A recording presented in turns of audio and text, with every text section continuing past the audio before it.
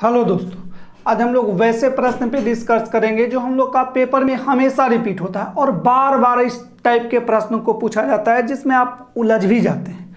तो आइए सबसे पहले हम लोग फर्स्ट नंबर क्वेश्चन को देखते हैं और इसको सबसे पहले एक बार आप बारीकी से पढ़िए। प्रश्न जो दिया गया है, किसी पार्टी में 120 सदस्य हैं, इनमें 2/3 पुरुष और शेष महिलाएं हैं। 12 महिला सदस्यों की सिवाय सभी विवाहित हैं। इस क्लब में कितनी विवाहित महिला सदस्य हैं? यानी कि विवाहित यानी कि मैरिड फीमेल के हम लोग को क्या बताना है, संख्या बताना है। तो देखिए इस टाइप के प्रश्नों को हम लोग कैसे सोल्व करेंगे। टोटल सदस्य के संख्या कितना दिया गया है, तो 120 है। ठीक है, 120 में अब कहता है इनमें से 2/3 क्या है, पुरुष है।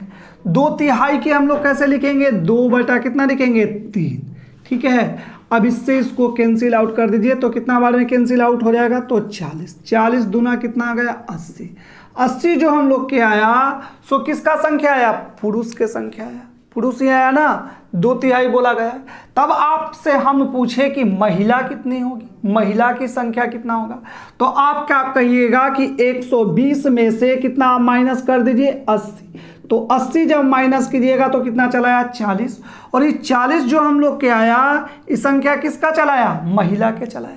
ठीक है, अब देखिए इस प्रश्न में थोड़ा सा और जोड़ा। क्या जोड़ा है कि 12 महिलाएं सदस्यों की सिवाय सभी क्या हैं, विवाहित हैं। तो यानी कि 12 महिला जो हैं से क्या है, अनमैरिड है। ठीक है, तो हम लोग के संख्या किसको बताना है आपको, विवाहित का। तो इसमें से 40 में से सिर्फ क्या कीजिए आप, कितना माइनस कर दीजिएगा, 12 माइनस कर दीजिए।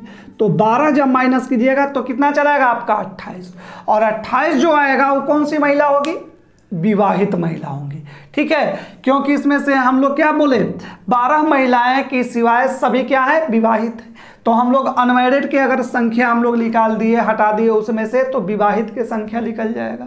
ठीक है, तो पूछा गया कितनी महिला सदस्य विवाहित हैं, तो कितनी है, 28। यानी ऑप्शन नंबर क्या हो जाएगा, ए। ठीक है, मेरे ख्याल से आप समझ गए होंगे, इसमें कहीं भी आपको कोई भी डाउट नहीं हुआ होगा।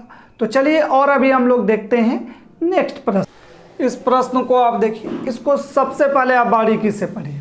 तो प्रश्न जो दिया गया है, राजू अपनी आय का 40% हिस्सा भोजन पर, शेष का 50% हिस्सा यातायात पर, शेष का 20% हिस्सा कपड़े पर खर्च करता है। यदि वह प्रति माह 2400 रुपया यानी 2400 रुपया की बचत करता है तो उसकी मासिक आय बताए, यानी कि मंथली इनकम क्या है उसका, यही हम लोग को निकालना है। तो देखिए इस टाइप के प्रश्नों को कैसे हम लोग सोल्व करेंगे। तो कितना दिया गया है, 40%। आपसे पूछे कि 40% को हम लोग कैसे लिख सकते हैं, तो इसको लिख सकते हैं 2 बटा कितना लिख सकते हैं, 5 लिख सकते हैं ना। कैसे, सोच समझ लीजिए। 40 और बटा में कितना लिखिएगा, प्रतिशत को हटाने के लिए 100 कैंसिल आउट कीजिए तो यही चलाएगा आपका 2 बटा 5। अब समझ गए होंगे। इसी तरह से आपका 50% दिया गया है, तो 50% को आप कितना लिख सकते हैं, तो बोलिएगा 1 बटा 2। ठीक है, इसी तरह से शेष का आपको दिया गया है 20%, तो 20% को आप कितना लिख सकते हैं, 1 बटा 5। पेपर में जब भी लिखना है तो हम समझने के लिए ऐसे लिखें। पेपर में कैसे लिखना है, तो डायरेक्ट आप जैसे 40% देखें तो 2 बटा कितना लिख दीजिएगा, 5। आप 50% जैसे ही देखें तो लिखिएगा 1 बटा 2 और 20% तो 1 बटा 5। ऐसा नहीं है कि ऊपर हम सिर्फ आपको समझने के लिए बताएं। ठीक है, अब देखिए इसको क्या करना है आगे। अब देखिए समझिए, इसमें से 5 में से 2 क्या कर दिया जाता है, राजू क्या करता है, खर्च कर देता है। तो बचाएगा कितना, 3। समझते चलिए। तो 5 में से 2 अगर माइनस कीजिएगा तो बच जाएगा कितना, 3। आगे चलिए फिर क्या करता है, इसी तरह से 2 में से 1 क्या कर दिया जाता है, ऊपर जो है से क्या करता है, खर्च करता है। ठीक है, और खर्च को जब माइनस कर दीजिएगा तो निकल जाएगा, क्या निकल जाएगा, बचत। समझ रहे हैं ना। जैसे आपसे अगर हम पूछे कि आपके पास 100 रुपया है, थोड़ा समझ लीजिए, 100 रुपया है, 100 रुपीज है, उसमें से आप मान लेते हैं 60 रुपया खर्च कर दिए। ठीक है, तो आपसे पूछे कि बचत कितना का हुआ, तो बचत क्या कीजिएगा, टोटल इनकम में से 60 माइनस कर दीजिए, तो बचत कितना निकल जाएगा, 40। जस्ट लाइक उसी तरह से बोले कि 5 में से 2 खर्च कर दिया, बचा कितना, 3। इसी तरह से इस स्टेप में देखिए 2 में से 1 खर्च कर दिया गया, बचेगा कितना, 1। तो यहाँ लिख लेना है 1। 5 में से 1 खर्च कर दिया गया, बचेगा कितना आपका 4, ठीक है 4। अब देखिए इसको क्या करना है, अब इसको इस तरीका से आप कैंसिल आउट भी कर सकते हैं, 2 दूना कितना हो जाएगा 4।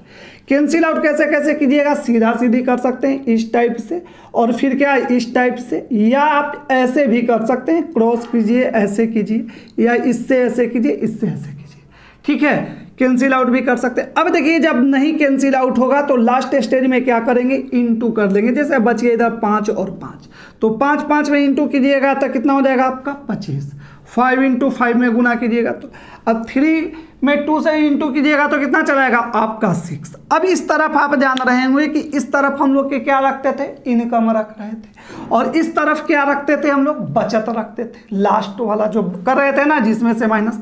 तो इधर को जो रेशियो जो हम लोग के राइट साइड में आया वो किसका आया, बचत के। अब देखिए वह लिखा है कि यदि वह प्रति माह 2400 रुपया की बचत करता है, यानी कि 6 का वैल्यू हम लोग के दे दिया है, कितना दे दिया है 2400, ठीक है। तो आपको सबसे पहले पूछे कि 1 = क्या होगा, तो आप क्या कीजिएगा 400 आ जाएगा, हो जाएगा ना, कैंसिल के आउट कर दीजिएगा, 6 4 के 24 400। तो हम लोग के टोटल इनकम तब 25 के निकालना है, यानी कि 25 = क्या लिखा होगा, तो 25, तो 400 में कितना से गुना कर दीजिएगा 25 से। अब 25 चौको कितना हो जाएगा आपका 100, और 2 0 और दे दीजिए तो कितना चला है आपका 10,000। कौन सा ऑप्शन हो जाएगा, ए नंबर। तो मेरे ख्याल से आप समझ गए होंगे इस कॉन्सेप्ट को। अगर आपको कहीं भी समझ में नहीं आता है तो आप हमेशा कमेंट बॉक्स में कमेंट करके पूछा कीजिए, ताकि नेक्स्ट वीडियो में फिर हम इस पे डिस्कस करके आपको बता दें, ठीक है। तो मेरे ख्याल से समझ गए होंगे, अगर समझ गए तो एक लाइक आप जरूर कर दीजिए। तो चलिए और हम लोग देख इस प्रश्न को देखिए, इसको सबसे पहले एक बार बारीकी से पढ़िए। तो प्रश्न जो दिया गया है, ए अकेला एक कार्य को 20 दिन में समाप्त कर सकता है, जबकि बी अकेला इसी कार्य को 25 दिन में समाप्त कर सकता है। दोनों मिलकर 5 दिन कार्य करते हैं, फिर बी कार्य छोड़कर चला जाता है। शेष कार्य को ए अकेला कितने दिन में समाप्त कर पाएगा। अब देखिए इस टाइप के प्रश्नों को कैसे हम लोग सोल्व करेंगे। अब देखिए ए कितना दिन में करता है, तो आप बोलिएगा कितना दिन में दिया गया है 20 दिन में। बी कितना दिन में करता है इसी कार्य को, तो बोलिएगा कितना दिन में 25 दिन में। लेकिन ये तो कार्य करता है, लेकिन टोटल कार्य कितना है वो तो दिया नहीं गया है। तो कार्य टोटल हम लोग जानने के लिए क्या करेंगे कि 20 और 25 दोनों के क्या कीजिए, एलसीएम ले लीजिए। तो 20 और 25 दोनों के एलसीएम लीजिएगा तो कितना आपका चलाएगा 100 आएगा ना। अब देखिए आपसे पूछे कि एक दिन में ए कितना कार्य करेगा, एक दिन में, ठीक है। तो एक दिन में तक जानने के लिए इससे इसमें क्या करेंगे, 20 से 100 में भाग देंगे तो कितना चलाएगा, डिवाइड करेंगे तो 5। इसी तरह से बी को भी करेंगे, तो बी एक दिन में कितना कार्य करेगा, 4 कार्य करेगा, ठीक है। तब हम आपसे पूछे कि दोनों मिलके एक दिन में कितना कार्य करेगा। दोनों जब ए और बी दोनों मिल जाए तो आप बोलिएगा कि 5 ए करेगा और 4 बी करेगा, इसलिए दोनों के जोड़ लेंगे तो 5 4 9, यानी कि एक दिन में दोनों मिलके कितना कार्य कर लेगा, 9 कार्य करेगा, ठीक है, 9 कार्य करेगा।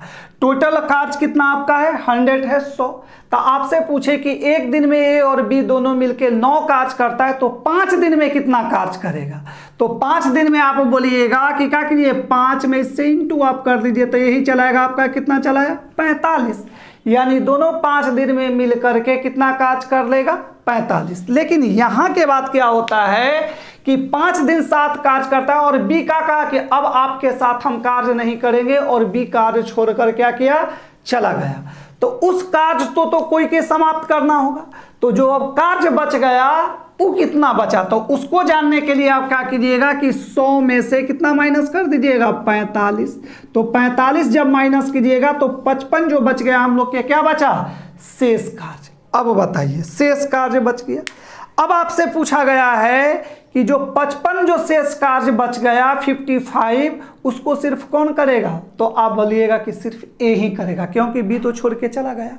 और आपसे पूछे कि एक दिन में कितना कार्य करता है, तो आप बोल दिएगा कितना कार्य करता है 5 कार्य। तो 55 कार्य को ए को करने में कितना समय लगेगा, तो आप डायरेक्ट बोलिएगा कि कितना, 55 में 5 से क्या कर दीजिए, इस बार आप डिवाइड कर दीजिए, तो 11 5 कितना हो गया आपका 55, यानी शेष जो कार्य जो बच गया तो कितना बचा आपका कितना, सॉरी, शेष कार्य 55 जो बचा उसको करने में ए को कितना समय लगेगा, तो 11 दिन और लग जाएगा। ठीक है, तो ऑप्शन अब देखिए कौन सा हो जाएगा, बी नंबर। तो मेरे ख्याल से इस कॉन्सेप्ट को समझ गए। कहीं भी डाउट लगे तो हमेशा आप कमेंट करके पूछ सकते हैं। तो चलिए और देखते हैं हम लोग अभी नेक्स्ट प्रश्न। इस प्रश्न को आप देखिए, इसमें बताना है आपको कि 18 के पावर 43 में कितने अभाज्य खंड है। अब देखिए इस टाइप के प्रश्न को कैसे सोल्व करेंगे, तो इसको हम लोग क्या कहते हैं, बेस, इसको कहते हैं हम लोग क्या, पावर। तो सबसे पहले आप बेस के अभाज्य फैक्टर निकाल लीजिए, अभाज्य गुणनखंड। ठीक है, तो 18 के अगर अभाज्य गुणनखंड निकालिएगा तो कैसे निकालिएगा, इस तरीका से 2, इसमें कितना हो जाएगा 9, फिर कितना से दे दीजिएगा 3, और ये भी कितना हो जाएगा 3, और 3 में 3 से डिवाइड कीजिएगा तो कितना चलाएगा 1। अभाज्य संख्या कहते हैं किसको, वैसी संख्या जिसमें एक और अपने आप से डिवाइड हो उसको क्या कहते हैं, अभाज्य संख्या। जैसे 2 है तो 2 किससे, 1 से और अपने आप से डिवाइड होगा। 3 है तो क्या, 1 से और क्या होगा, अपने आप, यानी कि 3 से विभाज्य होगा।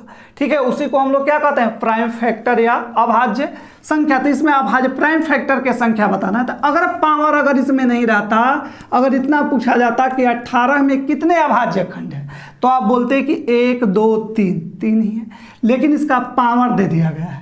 ठीक है, कितना है 43। तो आपको क्या करना है, अभाज्य फैक्टर के संख्या और गुणे क्या कर देना है, इंटू कर देना है आपको पावर। ठीक है, समझ गए होंगे मेरे ख्याल से। तक कितना है, 1 2 3, तो 3 में पावर से गुना कर दीजिए, पावर आपका कितना दिया गया है 43, यानी घात कितना है 43। अब इसको इंटू कर दीजिए तो 3 तिहाई कितना हो जाएगा 9, और 4 तिहाई कितना हो गया 12, यानी कि इसमें अभाज्य खंडों की संख्या कितना हो जाएगा 129। कौन सा ऑप्शन हो जाएगा आपका, सी नंबर। तो मेरे ख्याल से इस कॉन्सेप्ट को भी आप समझ गए होंगे, कहीं भी डाउट नहीं रहा होगा। तो चलिए हम लोग फिर मिलते हैं कल नेक्स्ट वीडियो।